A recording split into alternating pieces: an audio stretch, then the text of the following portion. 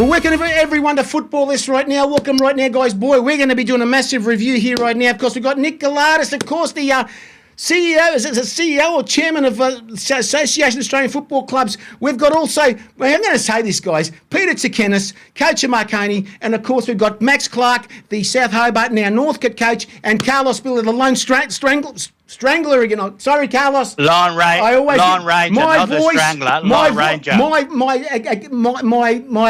I can't talk. I'll talk to you about my speech therapy very shortly, mate. Don't worry.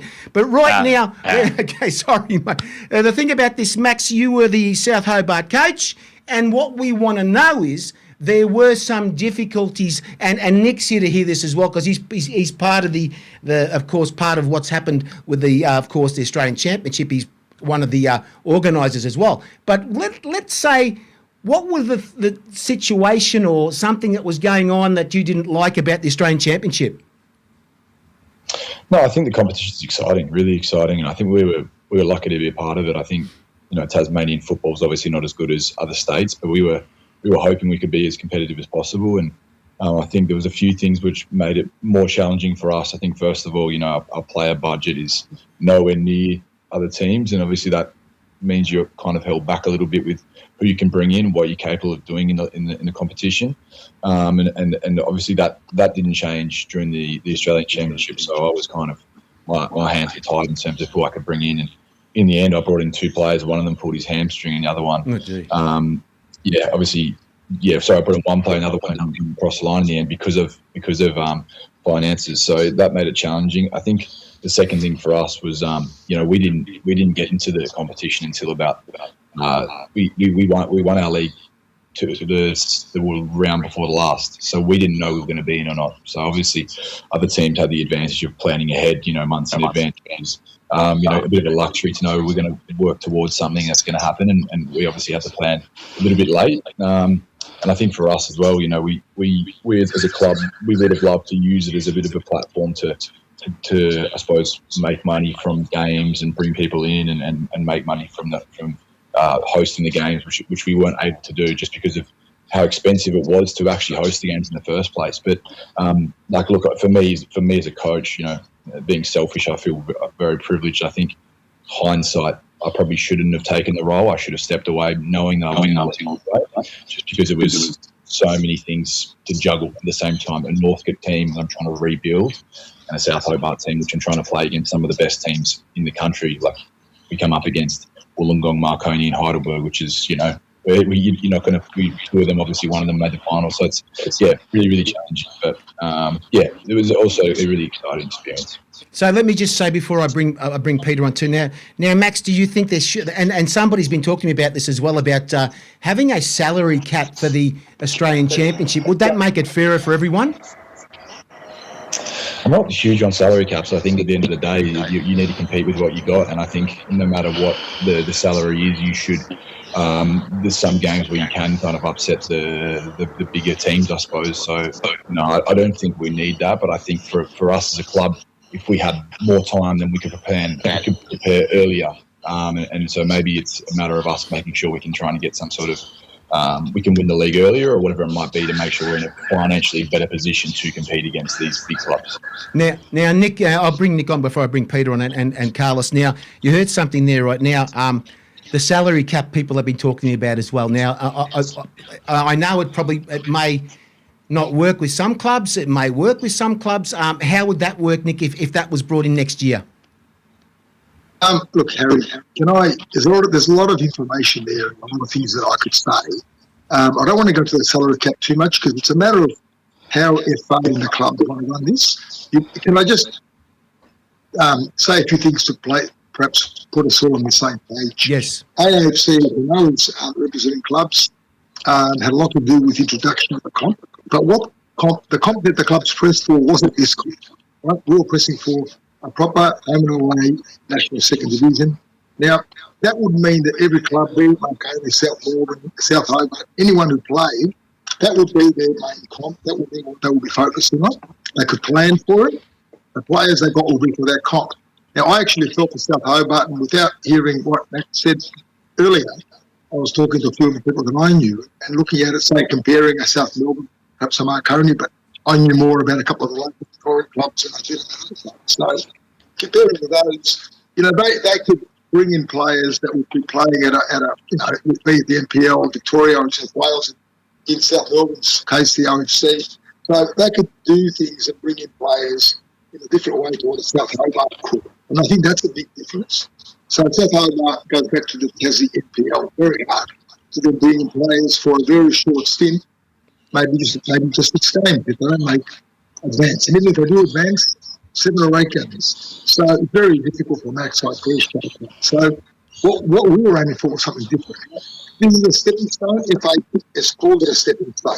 That is the comp that we're currently got in the championship in this tournament form. Now, there's going to be challenges. So there are positives and negatives to it. At least people, SBS came in, people saw the potential, people saw what it could do. People that couldn't see it before. Now, we, the clubs, have been pressing this for years, saying what we did see, we were always going to see, and much better. But others didn't see it. So perhaps the stepping stone is useful for that purpose, to bring people into the fold, to bring supporters who perhaps didn't believe, couldn't see it, to bring them back into the club fold. So, there's going to be challenges that arise by reason of having a comp which isn't the ultimate type of competition we want. It's a stepping stone. So that's a difficult thing. It's almost how do we get around that? We can do it better, I think, and this is an FA comp carried on, an AFC organised comp. We said we were pressing for a comp that you and I have spoken about before. But Max's comments in terms of next year's comp and how it would be conducted are useful because, we all learn from what we've just had. But ultimately, the solution really isn't one where the clubs, be it Marconi, be it South Hobart, be it Preston or anyone else, South Melbourne, play a state comp, their own state comp, and then turn up for a tournament at the end because it's very difficult to manage. Right? Very difficult to manage. We all know that the competitions that everyone normally plays are their competition. The Marconi firsts should be playing somewhere, wherever that might be. Now, I would say they should be playing in the National Second Division.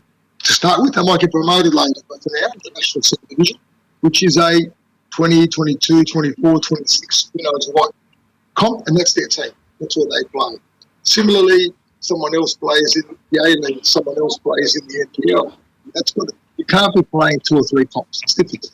So, and the teams on the edge of all that, like South Hobart, are going to find it more difficult. That just stands to reason because they're going to rise from a lower base to a much higher level.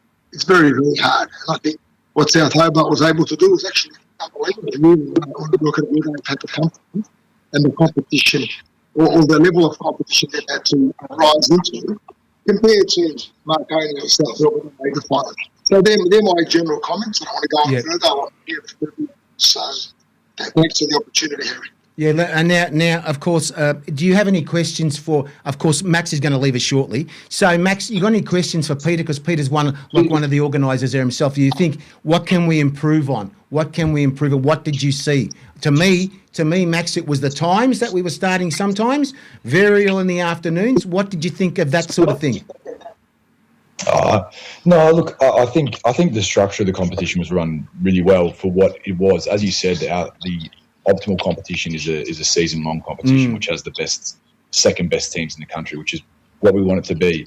For now, I think it was run perfectly for what we could have done, and I think that's why I say South Hobart feels privileged to be a part of it, because we know, matter of fact, that if it was a second division, we wouldn't be a part of it to start with.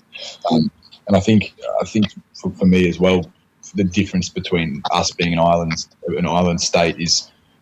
You kind of mentioned it. We're going to be involved in 6 games. If we're lucky, we might get out of the group and we get one. Whatever. This is the best possible. So, if I was to bring in 6 or 7 local Tasmanians just for the competition, I can guarantee you that next season, for this 2026 season, I would have lost 10 or 11 players because they would go, oh wait, we played 26 games and we won 25 games, and now you're telling us we're not going to play in the championship. So there was part of it.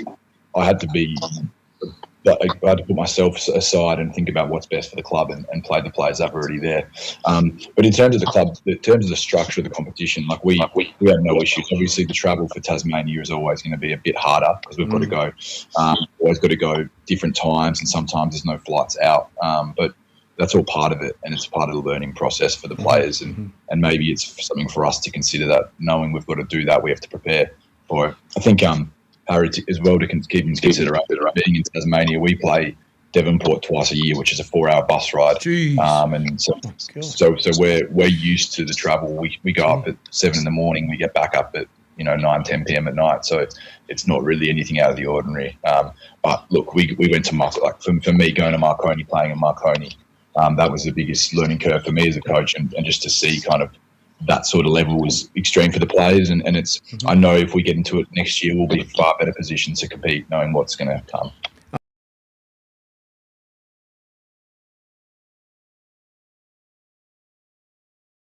Sorry, Harry, just on that note, and also I've been reminded of 2 points, just quickly. On the times, as I understand it, and even on a home and away type comp, the idea was, if we were going to sort of be financially viable and to grow into the comp, say even if on a home and away, on a proper national home and away second division, we were talking about earlier starts for the simple reason of not saving on accommodation costs and not being overnight to start with, because we're trying to bring costs down. So if you play in the day, Marconi can travel, play the game, get back, you can avoid those types of additional costs. That was one of their big thought processes, as well as I think there was probably a concern about not going head-to-head with A-League games. That would have played into it as well. So they're just 2 considerations. The only final point would be with the proper, as opposed to what Max was saying, bringing in players who he'd lose. If you've got a competition where South Hobart is in the second division, and by that I mean second division, not Australian Championship, for one of a better phrase, sure, the idea would be that, of course, like any club, players filter up to their level. Yes. So, Hobart would become a stronger team because they would get the best of both the players. And you saw, I saw South Melbourne, who, was the NPL team that was competing. It was not the team that was competing in the Australian Championship. And 4 or 5 new players, different level, but much improved. That's to my eye, and I'm not a football coach. I'm just a follower. I see the game as a fan. I don't know the game like Max or Peter does from the coaching perspective, but you can see the difference in bringing in 4 or 5 players, and you're at the top end, and not that you maybe you're 7, 8, 9, 10 player. Yes. So that's the idea. That's what we're trying to do. Create competitions where the better players are playing against better players, and we get better teams. Not just playing the same NPL team who plays another competition. So that's the concept. We're not quite there yet, so perhaps we're talking a little bit of cross purposes when we're comparing a tournament competition to what we want to achieve. Mm-hmm. So I've said what I've said. Thanks, Max, for your feedback. That's very useful for me. Yeah. Now, Carlos. Just to add, sorry. Go on, Max. The only way Tasmania will ever have any chance of competing at some level is being part of a second division, because we have good players down in Tasmania. I took Northcote down this weekend, and there's good players, but they'd need to be all part of one team to be a competitive team at that level, which gives a doorway for young players to go to. We have 15-year-olds who are as good as the players at Melbourne City Academies. I know that for a fact because I've been to both. But they get to 15, 16, they go, where do I go? And that's, at the moment, this is what they need. That's been, Max, what we've run for the last 6 years, is AAC pushing that line, right? So I'm glad to hear it from you, because it's in our AAC report. We've been pushing that for years. So anyway. Yeah, I'll bring Carlos. Carlos, you might have some questions for Peter, actually, if you can. No, I think from where I see the championship as it was a roaring success, because coaches had the chance to become better coaches, players had the opportunity to become better players. So to me, it was success all around. It wasn't the original idea what we wanted, but from a football point of view, I think everyone was a winner. In relation to the salary cap and players being brought in to reinforce the state squad, all I will do for this year's competition, it is mandate that there's a 3+1 rule. Each player is allowed to sign 3 local short-term player plus a visa player. That will equalise everyone across the league, because you have South Melbourne who opened the checkbook and they did really well because they had quality players on short-term contracts. So I do not like, as I said, I'm not a fan of salary cap. There is merits for and against, but I would like to see the 3+1 rule, that everyone is allowed to bring 3 local players as reinforcements and 1 visa player. And for Peter, it is, how did the championship help you to become a better coach? What did you learn in that journey, Peter and Max? What did I learn?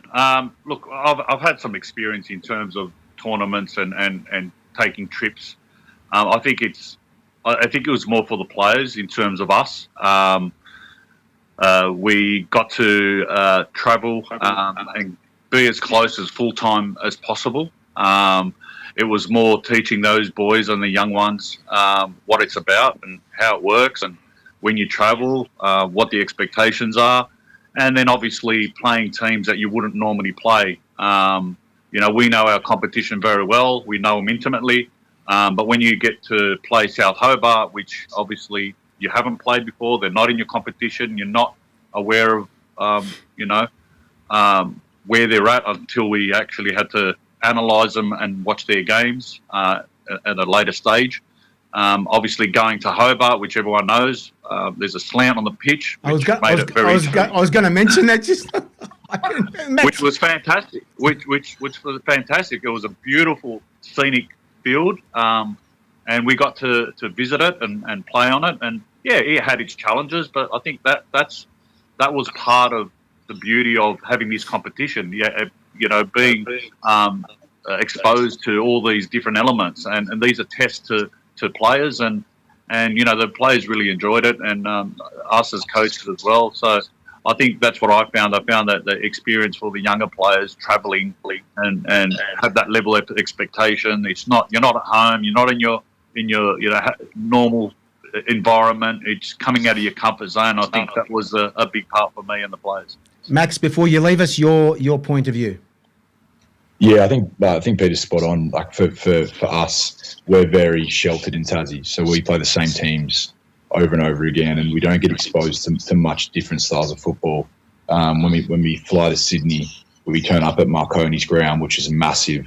It's 30 degrees, which for a Tasmanian is very hot, and you're playing against the team, which obviously you watch the footage, but you don't get a real feeling of it until you arrive at the ground, and then it's just a challenge for the players and a challenge for me as a coach to adapt and to play a different style.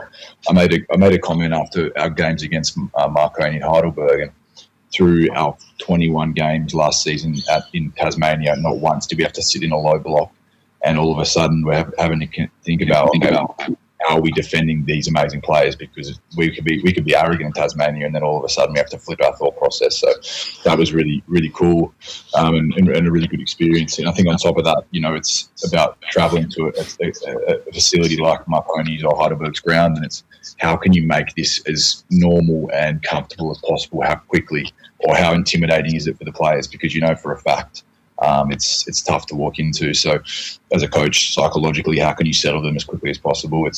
I think for just getting the different exposure was really, really good for us to keep growing. Now, Max, we're going to see you during the year. Of course, we're going to see you down there at Northcote City. Of course, there'll be some blockbusters down there. Of course, and the souvlakis. I can imagine the food down there, mate. You probably tasted it. Yeah. Have a look at Nick. Look at Nick, the way he's smiling, mate. But mate, what they make down there is unbelievable, and what they do is unbelievable. But anyway, Peter's even smiling too. But that's the thing, mate. We'll see you, mate, very shortly down at Northcote, and thank you for coming on for this late time. Thank you. No problem. Thanks very much, guys. No worries. See you later. Thank you, Max.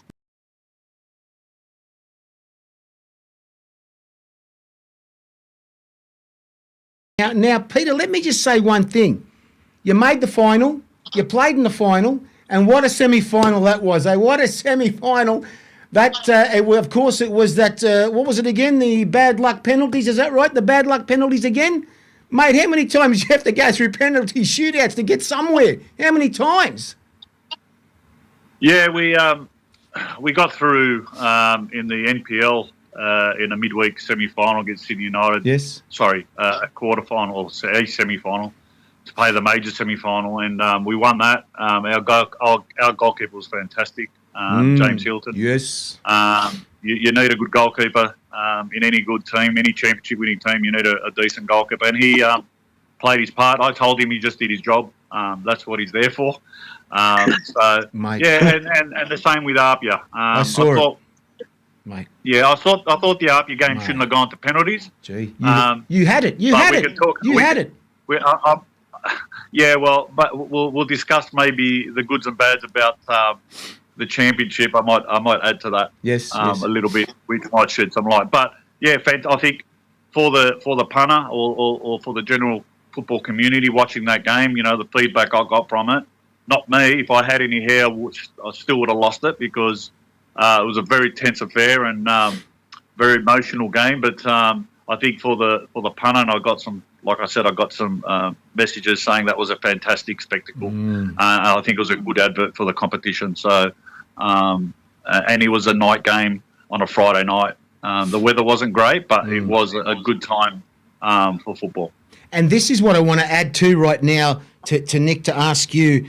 That first game, of course, Sydney Olympic versus South Melbourne, of course, at like 7,000 people at 7:30 p.m. Do you think that we've jumped the gun a little bit going early in these games where people now, let me just say, let's go back to the NSL. Peter would know that too. Now, going back to the NSL, okay, a few years back, over 20 years, 30 years ago, we're talking here 12 o'clock, people are finishing work at lunchtimes, I think, in New South Wales and Sydney and Melbourne, and they're getting ready to go to the games at night time. Also on the Sundays, of course, that's 3 p.m. They were 3 p.m. games or whatever. But do you think that we're actually need to change the times of the championship because of people working more on the Saturdays? And a lot of people did tell me, of course, at Avondale, said, Harry, we didn't want to come here at 1 o'clock or 12 o'clock because we would have loved to have come to that game, but we were working. So things have changed. Things have changed a lot there, of course, Nick.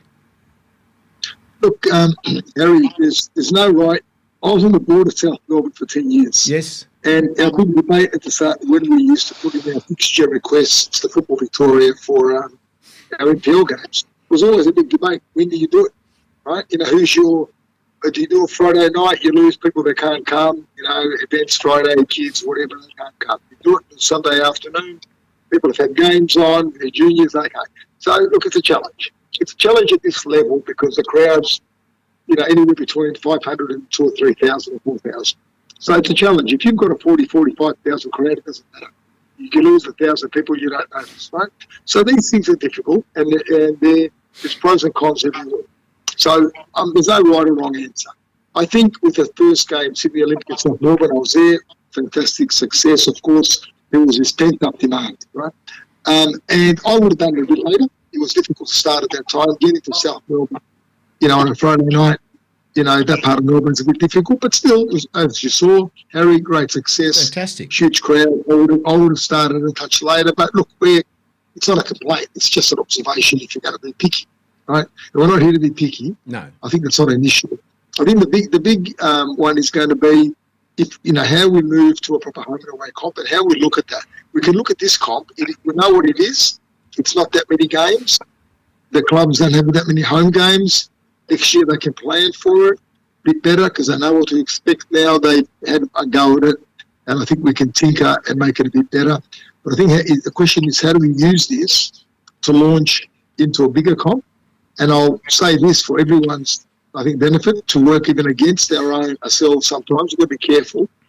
People like to go to things once. They like to go to things twice. Can we keep them, right? And let's not pretend that doesn't apply to all of us, not just, say, A-League and others. So we need to look at what our core support is, not just our event support. So, and I said years and years ago, one of our first meetings on the second division with Football Australia, while it was still Football Federation Australia, right, with different people.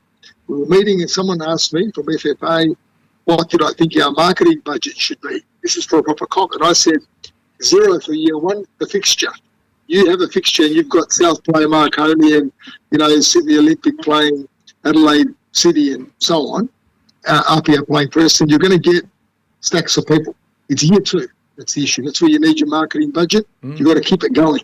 Well, we need something to look forward to. So we've got to build these clubs. Now, we've lost 20 years, right? Marconi, where Peter is, I can tell you, and I don't know if Peter knows this, but I can tell you that getting Marconi on board as part of this comp wasn't easy at the start for AFC, because they've been out of there for so long at this level. They didn't really, I think there would have been a lack of belief.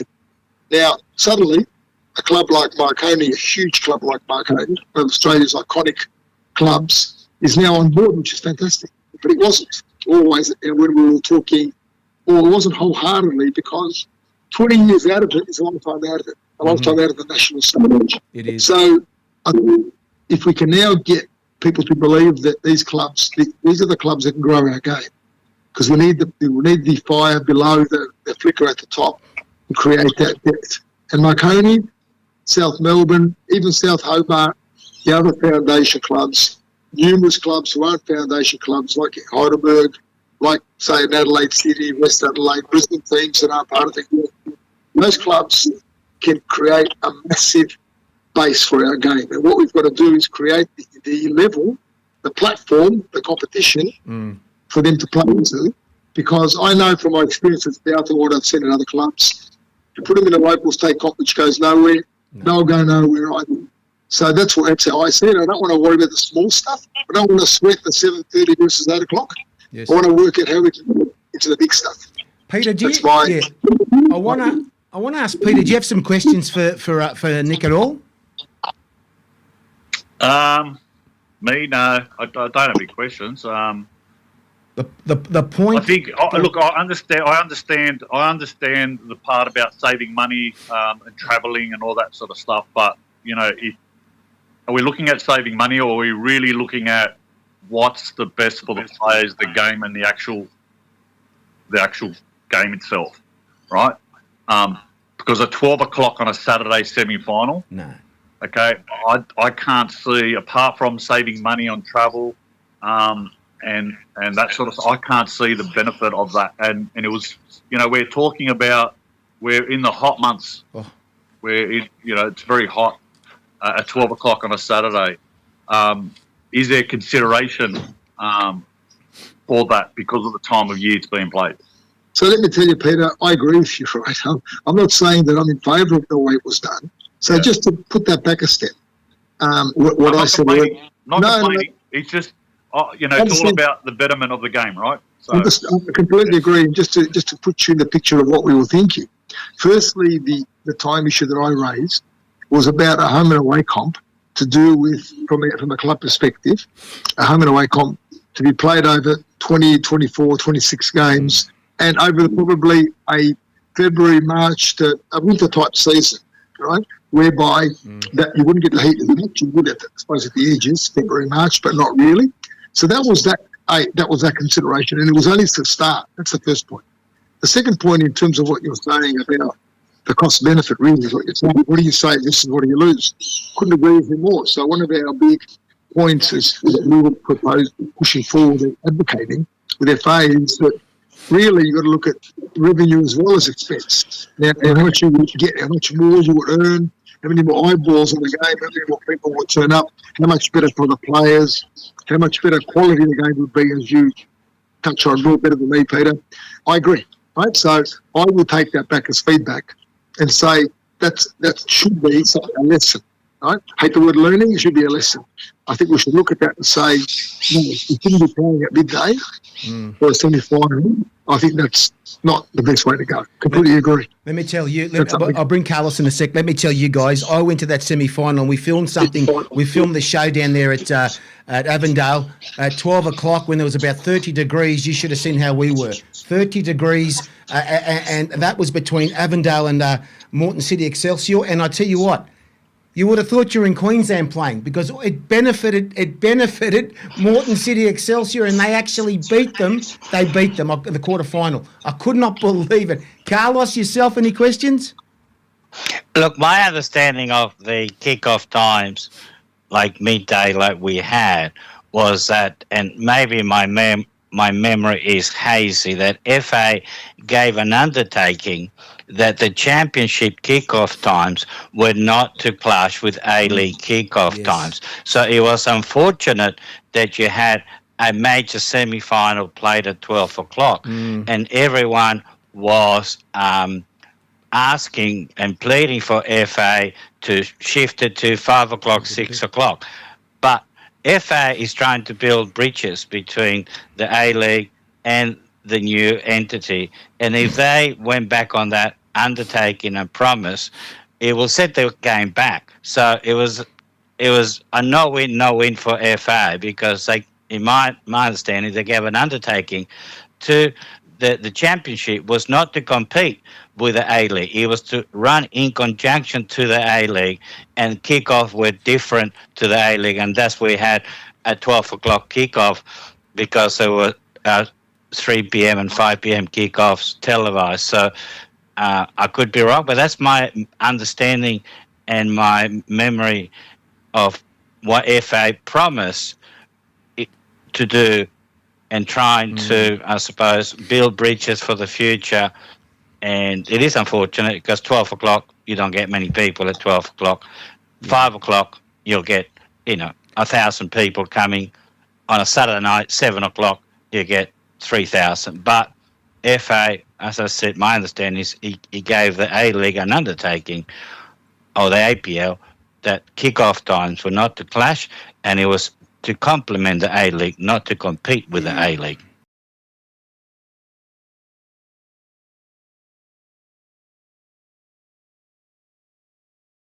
We're on the football list right now. We've got the Scott, the Pom, and the Soccer Psycho talking about the English Premier League. What a week in football. As they say, what a week in football. It's been a long week in football. Of course, the Premier League is the premier competition of the game. But I tell you what, guys, I saw that game, Kenny. I saw that game. West Ham 3, Sunderland 1. Let me say one thing about what I brought I bring you on. Boy, at the bottom of the table, there's so many dynamics because they want to keep off the bottom because they know what happens on the bottom. Is that right, Kenny? They know they're going to go. But that's why there's so many dynamics on the bottom of the Premier League ladder as well. Is that right?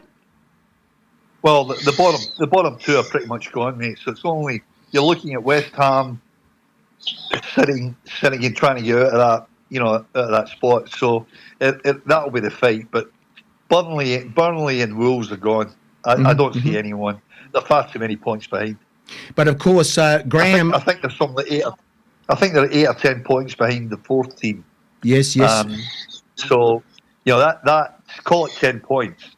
10 points is 4 wins, 4 losses. Yes, right? yes. So they need to win 4, and the team above them has to lose 4. Well, that's we're talking Nottingham Forest at 17 points. West Ham are 18. Yeah.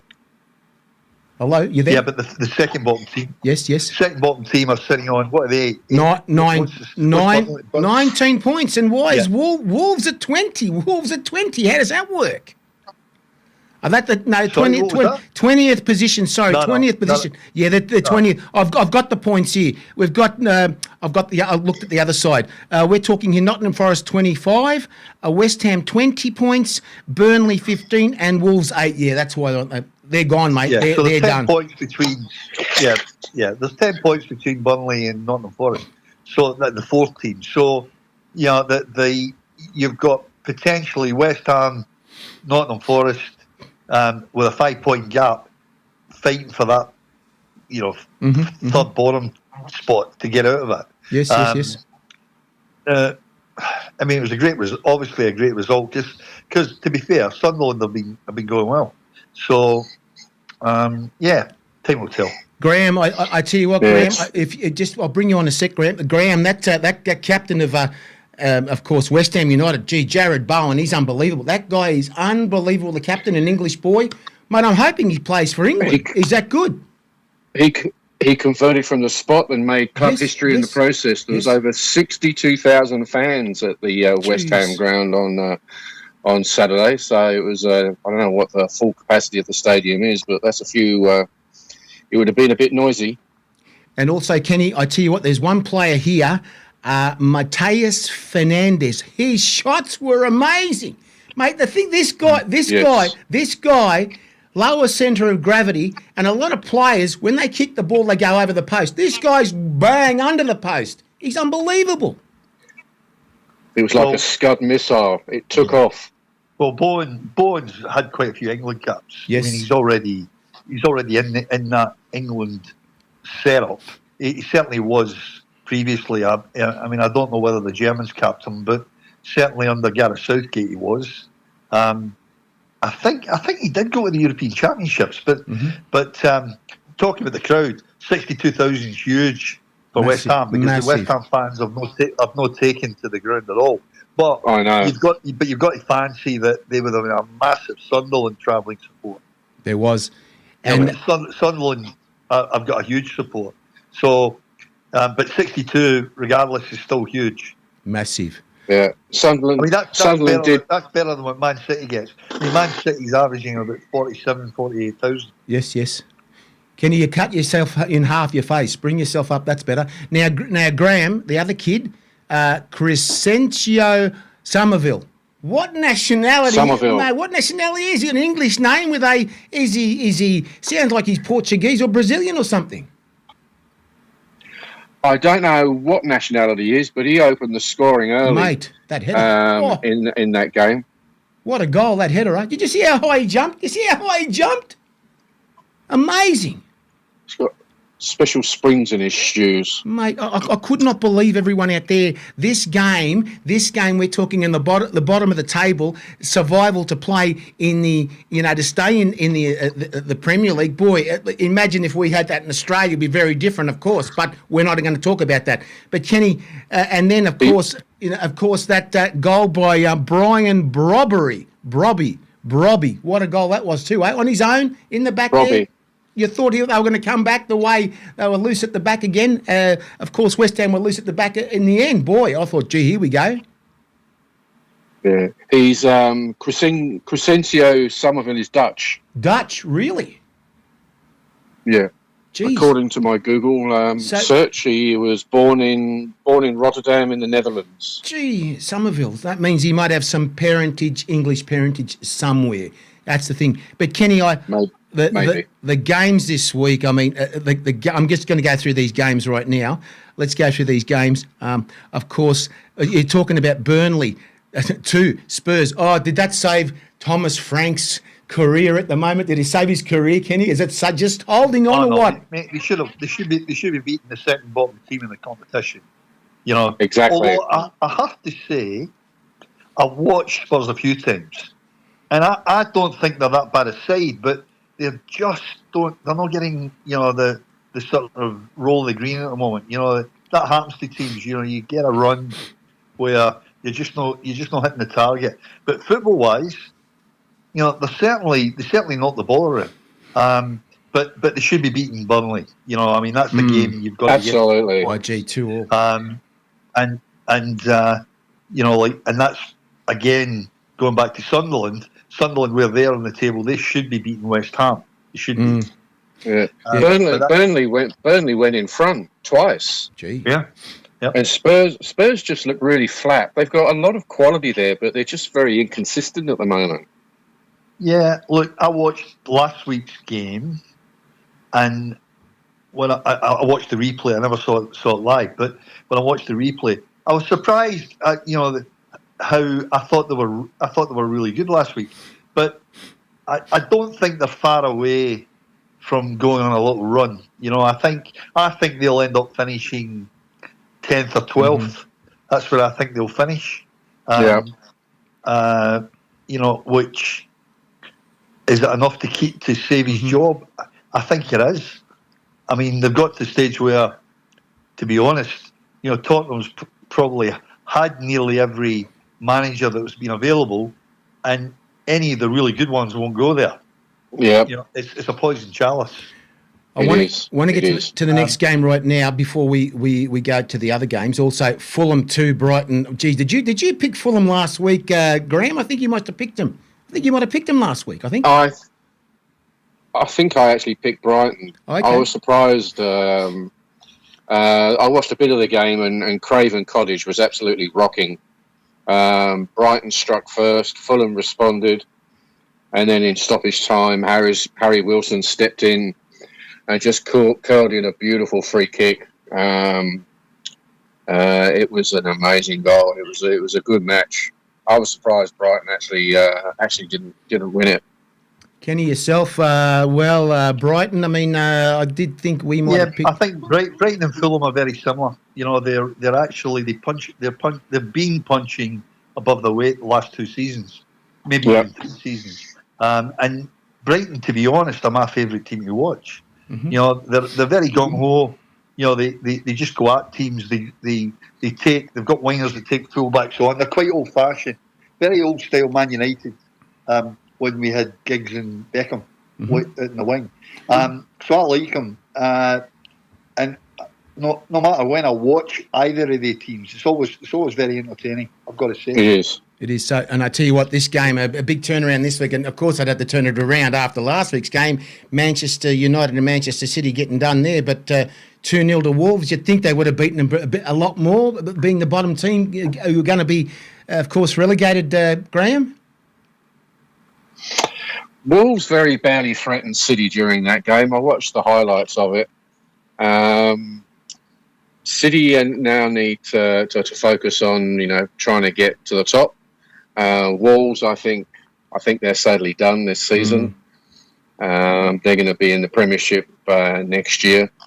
But Marmoush with the opener, Semenya with the second, controlled, professional. There was no panic from City really. Too easy for them. They knew what they had to do. They had a job to do. They made it happen.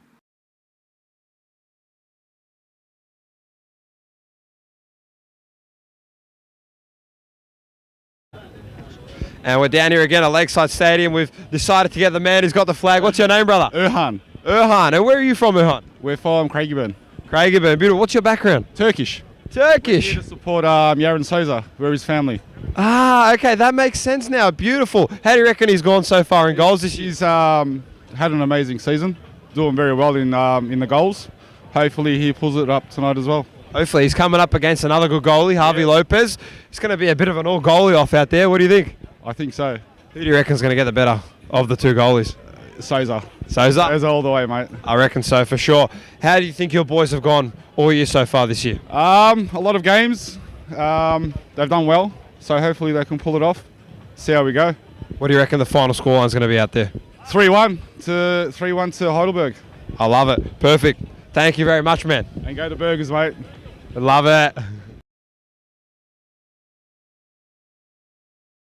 We're talking about Bournemouth and Liverpool. We just spoke to Kenny, of course, about 3-2 to Bournemouth, but to Liverpool too. Well, that was a massive, of course, a massive loss to Liverpool, Kenny, of course. It's just crazy how the scores are changing around in this Premier League, Kenny. Yeah, mate, to be honest, I think it's consistent to the teams that are challenging Arsenal. Yes. If Arsenal were ever going to win the league, it's going to be this year because, we're Chelsea supporters, obviously, we've spoken about it before, and Chelsea will string 1 or 2 victories together, then they'll draw, then they'll lose. And that type of form doesn't win you premierships, right? The same with Aston Villa, even the same with Manchester City. So who is the danger to Arsenal? It's probably still Man City. That would be, yeah. But even them, they're not stringing 7 or 8 wins together. No. And I mean, to be honest, the weekend was the perfect opportunity for all these teams to catch up with Arsenal. I think they're still 4 points ahead of Man City, aren't they? Yes, 4 points. I do have the table here myself. Yeah, I think it's 4. So yeah. the table here is 46 to 50. Yeah, Arsenal are 50, Manchester City at 40, and actually Aston Villa 46 as well. Boy, oh boy, what a close. If Aston Villa had won last week, Aston Villa would be a point behind Arsenal. Mm-hmm. Yeah. So that was a big result for them last week, losing Aston Villa, which wasn't expected. We thought they were going to win, but it's typical of the consistency. We talk about Chelsea. I mean, we've got some terrific players, but we're just short of 3 experienced players to be able to win the league, I think. Mm-hmm. You know, 28, 29-year-olds. I mean, I think the average age at the moment is 22, 23. We've got, lack of experience. Just that 3 players you need, you know, that 28, 29, 30 that just takes you through the hard, you know, period, Christmas. And that's what I think was let us as Chelsea supporters down.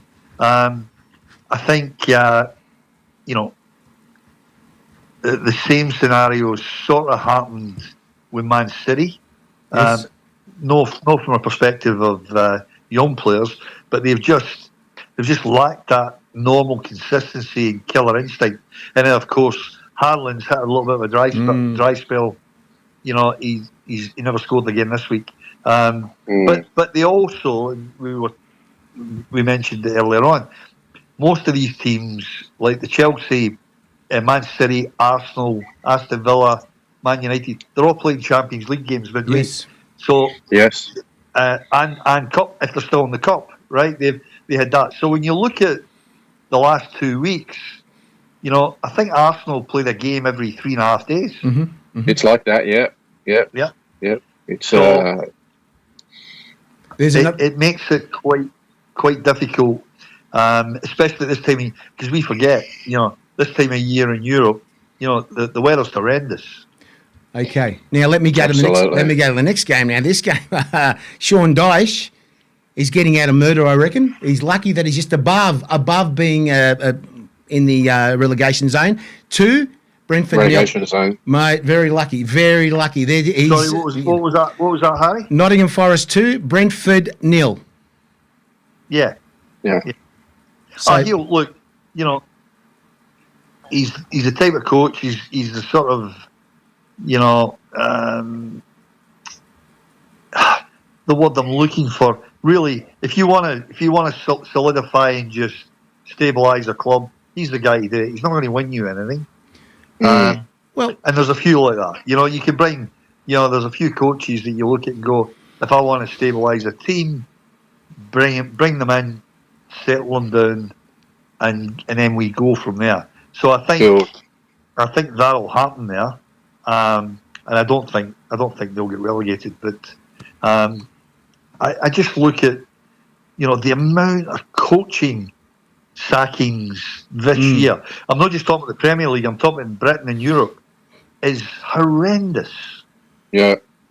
I mean, when you think that Real Madrid sacked their coach, they're sitting second, 4 points behind Barcelona. They sacked him. You know, Man United sacked their coach 5th. Yeah. Chelsea, whether he resigned or he's sacked, where were we at the time? We were 4th or 5th, yeah? 4th or 5th, and we just won the Club World Cup champion as well. Exactly, yes. We get rid of him. And then you've got, you know, when you obviously, you know, start then dwindling in the table. But lots and lots of casualties, probably a little too quick. You know, I think, unfortunately, the ownership changes at clubs. They're not British or European. They don't understand the history of the game. When you're dealing with Americans and you're dealing with Middle East and dealing with Indian and Chinese ownership, you know, they don't look at it. It's more of a balance sheet. Well, the next game is your game, boys. You're the supporters of this team, of course. Chelsea 3, Crystal Palace 1, and let me tell you who was actually seething that day. And guess who he is? A Crystal Palace supporter, Tony Goodwin. So say hello to Tony. So say hello to him, Kenny. So there you go. I mean, gee, that's a massive win for you guys. A massive one, huh? Well, I think Chelsea turned up. We turned up. Yeah, I think Gia will go by Friday. I think he goes to Man City, doesn't he? I don't know about that, but you guys would know more. Crystal Palace. Okay. Yeah, I'm not. I think it looks well when Romano normally says it, it's normally gospel, and he said they knocked back Liverpool, they knocked back Man United, or he has, and he's a free agent come June.